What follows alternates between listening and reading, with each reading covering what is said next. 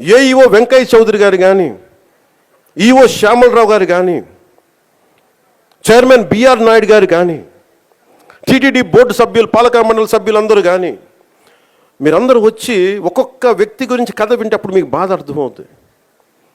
క్షమాపణలు చెప్పండి. మీరు క్షమాపణలు చెప్పి తీరాలి, వేరే దారి లేదు మీకు. మీరు క్షమాపణలు చెప్పడం వల్ల పోయిన ప్రాణాలు తిరిగి రావు, కానీ కనీసం ప్రజలు మిమ్మల్ని చూస్తూ ఉన్నారు.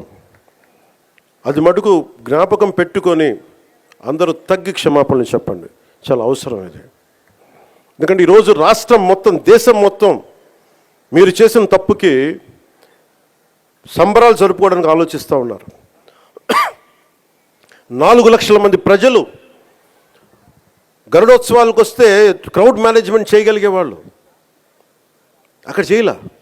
2500 మంది.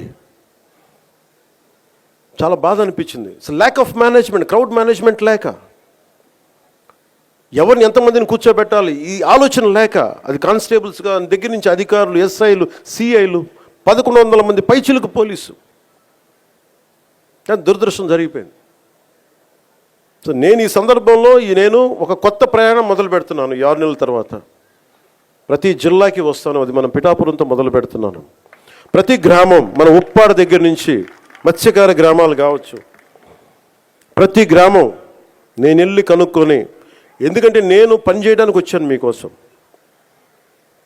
నేను నాయకులందరినీ కలుపుకెళ్తాను. అది వర్మ గారు కావచ్చు, కృష్ణరాజు గారు కావచ్చు, ప్రతి ఒక్కరు, మా జనసేన నాయకులు కావచ్చు, పేరు పేరున నేను చాలా బాధ్యతగా ఉంటాను.